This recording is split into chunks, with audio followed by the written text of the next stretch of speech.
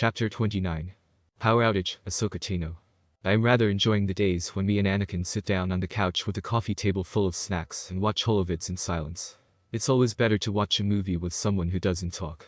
True, I've never watched one with any of the other younglings, but I have heard the Padawans complain to each other about their noisy masters. In fact, we get halfway through the second holovid before the screen starts to flicker. What really annoys me is that it was just about to get to the best part in the whole thing. I look at Anakin for help when the screen continues to flicker, but he is just sat there with a frown on his face. Suddenly, his whole body tenses, eyes widen, and he shoots up to his feet. "He's here," Anakin says, confusing me. "He who?" I ask with a frown. "Starkiller." Anakin answers with a cautious glance around the room, as if he might break in at any moment.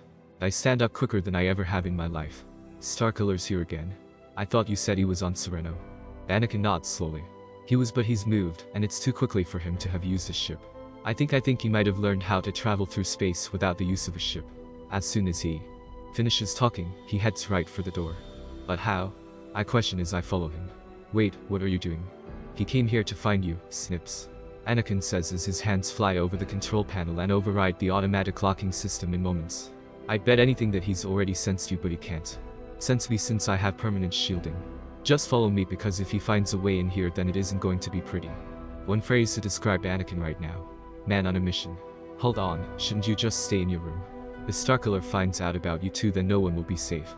You have to stay here." Anakin turns to look at me and stops halfway down the corridor. "Ahsoka," he says warningly. "No? You have to stay and do something else other than letting him see you." I hold firm. "Oh? And what are you going to do?" "I told you the protection field needs time to strengthen. It's been around you for a month now, but it isn't enough for a dark force wielder like Starkiller. Can you just have some faith in me? I'll be fine. Wait here." I ignore the look of uncertainty that currently occupies his face and sprint past him and down the corridor. Now I can sense what Anakin sensed. A very, very dark and powerful presence inside of the temple, but in the hangar this time.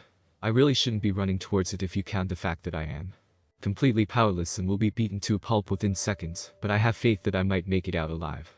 When I race down the corridors and towards the hangar, I notice that all of the other Jedi that I come across are sprinting in that direction too. They all seem to be terrible at hiding their looks of concern, since they look like a nuke has just gone off in the Senate building. Although, this is probably even worse than a nuke going off in the Senate building. Of course, since I'm the youngling, I can't run as fast as they can, and this is both good and bad. Bad because I won't reach the hangar to see what's going on, and then come up with a plan on how to get rid of Starkiller, and good because none of them can tell me to go back to my room and wait there until they've solved the problem. A problem caused by me being here in the first place. I try to keep up with them as best as I can, but it doesn't do me any good. The best I can do to keep up with them is to run my fastest, and even then I'm a good 2 or 3 corridors behind them, with the odd glimpse of one of their arms or legs as they sprint around the corner.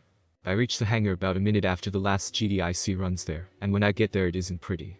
There are ships everywhere, fire spouting from crumbled bits of wall and GD that have been flung away from the force wielders standing in the middle of it, all grunt in pain upon impact of whatever they land on. I can safely say that when I ran in and Starkiller looked right at me, I completely panicked.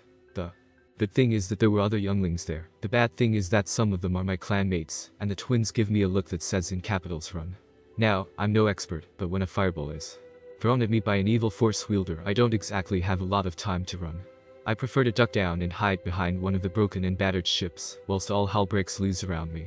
To be more specific, Starkiller's attention is off everyone else and onto me. "Ahsoka, run," a voice shouts at me. I'm pretty sure that it's from either my clanmates or the twins. With all of this racket around me, I can't pick out the specific sounds that tell me who is speaking or not. Another fireball is thrown at me, and I have to lean to the side to avoid getting burned by the flames. My clothing is scorched and the heat stings my arm since I put it over my head to avoid going blind from the light of it. I can sense that Starkiller is getting closer, so I take a chance and dive for the next bit of cover I can find. Coincidentally, there's already a GD hiding behind this one, and I know exactly who it is. You know, I could have sworn that Master Plo was on another mission or something important for the Republic, because he did leave in a hurry after giving me that massive book to learn. Anyway, all of that aside, he looks furious about me leaving the safety of Anakin's room. Or maybe it was because I got into trouble again. "What are you doing here? You are supposed to be staying with Skywalker," he shouts at me over the loud explosions around us. Okay. It's the first reason for me. I left Anakin's room and told him to stay there and to just let me handle it. Now I see that I was an idiot. Not so much because of Anakin's warnings, but because of the Angry Kaldor sitting beside me dodging the fireballs that come our way. Yeah well, he wanted to come, but I thought if Starkiller found out about him then all hell would break loose. I say as an excuse. He does not look pleased. In case you haven't noticed Ahsoka, all hell has broken loose already. Master Plo reminds me sternly. I'm sure he has a plan. I tell him reassuringly though it doesn't do much to calm him. Even I'm having problems finding reassurance from that. I get a huge warning from the Force and dive forwards, just as something slams into the ship that we were both hiding behind, and causes it to shoot forwards and into the air. Master Plo is flung off to the side. Somewhere in the ship comes down to land right on top of me. Let me tell you now that I am so happy that I have a protection field. It's like a wisp of air creating a tiny barrier between me and the ship so. It appears to land on me but is suspended just off of my body. No pain for me just yet, thank Force. None of my body parts sticks out from underneath the massive metal ship, but there is a small space where I can just about see Starkiller's dark form coming towards me. I curse fluently but quietly enough for nobody to hear. I am so dead. With a flourish, he sends a wave of black smoke at me, and I close my eyes tight bracing for the impact. So, imagine how surprised I was when it never came. I am going to be dead by the time this day is over. Starkiller was so focused on me that he didn't notice a very powerful and very angry Anakin walk into the hangar with lights dancing around him. He held out his hand, palm facing upwards towards the spot where I am, and the black smoke bounced right off of an invisible shield and was thrust back at Starkiller, blinding him. What surprises me is that Starkiller still has no idea that Anakin is there, which is odd because you think you would know who the person beating you up is. Anakin uses the Force to grab the ship that is on top of me, and flings it at the Dark Force wielder with all of his might. As it comes off of me I breathe a sigh of relief and lift my head. That was one scary thing to have on top of is sent right out of the hangar with the ship, and I am fairly certain that he was sent off planet because the thrusters on the ship activated the moment it was in the air. I seem to recall being told that the Jedi starfighters in the hangar have some of the most powerful thrusters in the galaxy. Wow, if that thing had started while it was on top of me I would have been skewered. Holy Force Ahsoka. Did someone say my name? I look around and have to squint because my eyes burn for an unknown reason, but am able to vaguely make out the familiar shapes of the one with the dark blonde hair is Anakin. I sit up and rub my forehead to try and get it to stop hurting. Even with the protection field it seems that smacking my head on the floor is a very bad thing to do. Thank the Force I didn't hit my Leku. That would have been worse than a broken bone and shattered ribs any day of the intergalactic week. Oh wow, are you okay? Jay asks. Now that my vision is starting to clear up I can see them clearly. I nod and cringe when pain shoots through my forehead. I'm good. Well, apart from a headache. That was so strange. Who was that guy? How did he do all of that? K questions in quick succession. He's a Force wielder named Starkiller, and before you ask, yes, he is on the dark side. Anakin answers for me. Who are you? Anakin Skywalker. A Force wielder on the light side. I can pretty much tell why he put emphasis on the last two words. Some of the council members think he's evil, and they just happen to be in the hangar with us right now. Wait a minute, aren't Force wielders those immortal guys? Jay asks slowly. Anakin nods with an exasperated sigh. Yes. The immortal guys. You must be the twins who get Ahsoka into trouble. We don't get her into trouble all of the time. Kay protests. I know that's because the rest of the time she's with me watching holovids. Anakin points out smartly. Or playing chess, or watching me beat Obi-Wan at games, or complaining about having to clean Windu's room here. He looks pointedly at them. Which, by the way, I thought was awesome. Are you ever serious about anything? I ask, curious and exasperated. He pretends to think for a moment. You know, I don't think there is. I sigh and go back to rubbing my stinging forehead. There's one thing about my life that repeats in my mind every few days or so. I am surrounded by idiots. Not all of them are idiots, but most of them just act like it so much that they become them. I wonder if there is any intelligence in any of them sometimes. I thought you said that Starkiller was on Sereno with Dooku. Master Windu asks. At least I think it's him. My eyesight still needs improvement along with the hearing. There's this ringing noise in my head. He traveled here. Anakin replies. You'd be surprised at how fast Force wielders can travel when they don't use ships. And can you do that? I've never tried. Besides, I like flying ships. There's a difference between what you like and what you have to do, Skywalker. Master Windu's stern voice retorts. How many powers do Force wielders have? You want to know the truth? Yes. Unlimited. Stunned silence meets him and everyone but me and my friends go wide-eyed. I already know that Force wielders can do next to anything. My friends have no idea what is going on, but the others who are council members know that this is bad for them. Very, very bad. Excuse me.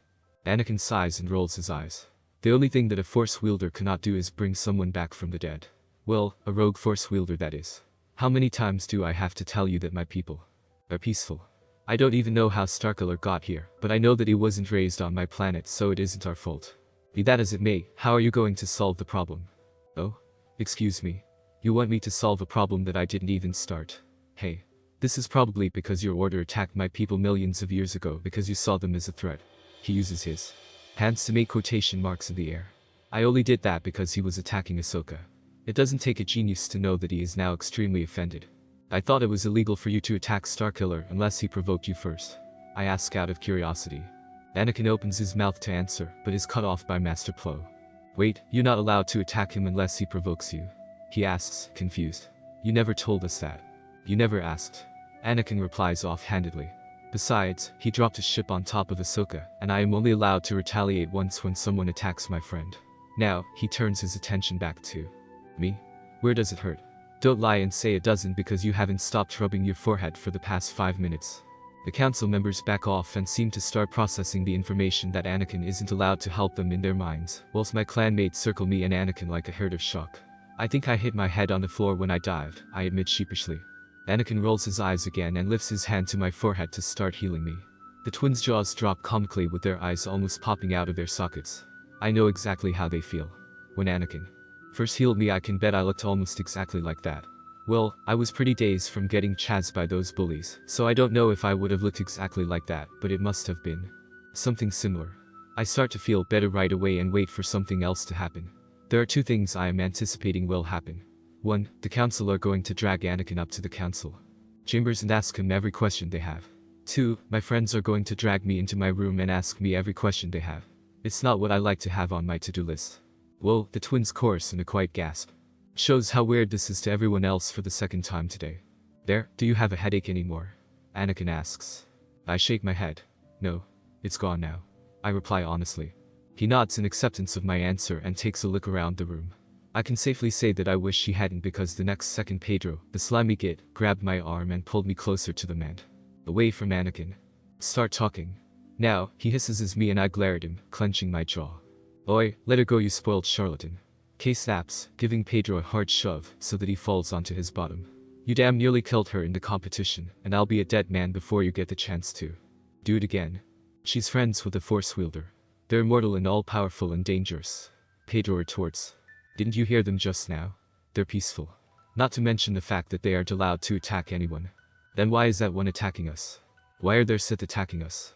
Jay asks sarcastically. You're in that thick slime ball, some people just go down a dark path. Yeah, but at least we can control them. Pedro snaps. In case you haven't noticed my frog-legged nemesis, there's a war going on. Do you call that controlling them? Because if you do, I would just love to hear your definition of not controlling them. Shut your mouth and stay or get the hell out before we make you. Force, why are you always so harsh to her now? Maybe because she attacked members of our clan to get them out of the competition.